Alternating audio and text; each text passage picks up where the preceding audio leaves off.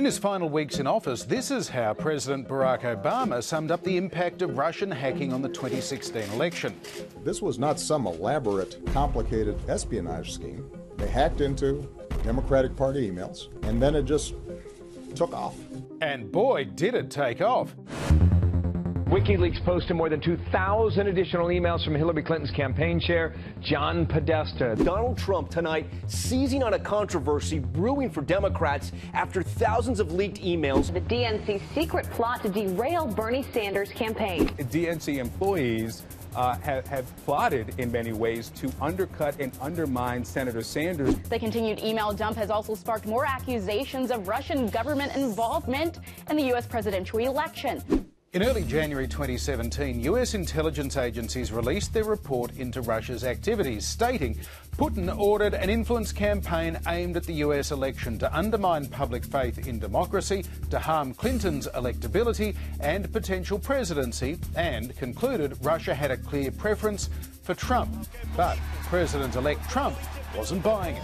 I think it's ridiculous. I think it's just another excuse. I don't believe it. I don't know why. And I think it's just, they talked about all sorts of things. Every week it's another excuse. So, the incoming president was dismissing the assessment of America's intelligence community, and that fueled questions over possible collusion between the Trump campaign and Russia. And it soon became clear the influence campaign went beyond the wiki-leaking of DNC and Podesta emails, with anti-Clinton stories strategically spread in the run-up to the election by fake Facebook and Twitter accounts run by the Kremlin, although Vladimir Putin denied any meddling. This has all been invented by the people who oppose Trump to delegitimize his work. This is strange for me, to be absolutely honest with you. This is being done without understanding that by doing this, I mean, the people who do this, they are dealing a blow to the domestic politics in the country.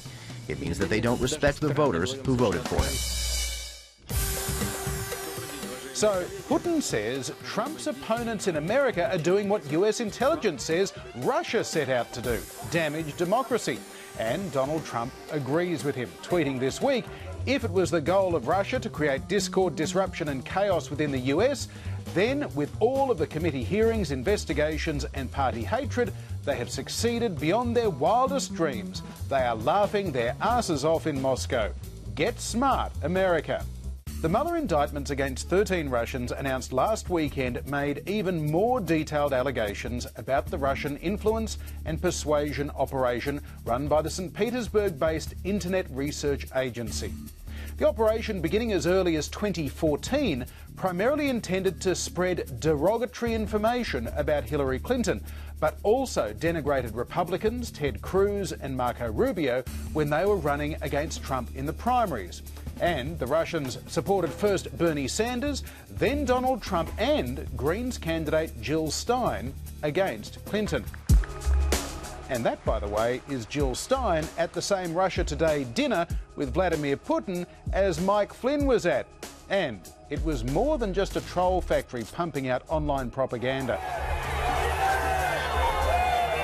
The Russians are alleged to have recruited hundreds of unwitting pro-Trump Americans who were paid to attend Trump events, organise rallies and paid actors to dress up as Hillary Clinton in prison clothes, even paying them to build the cage for her. And the Russians didn't stop at the election, continuing to sow discord by organising pro-Trump celebrations and anti-Trump protests in the week after his victory.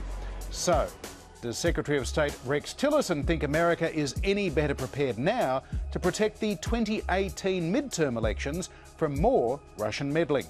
I don't know that I would say we're better prepared, because the Russians will adapt as well. The point is, if it's their intention to interfere, they're going to find ways to do that, and we can take steps we can take, but this is something that once they decide they're going to do it, it's very difficult to preempt it.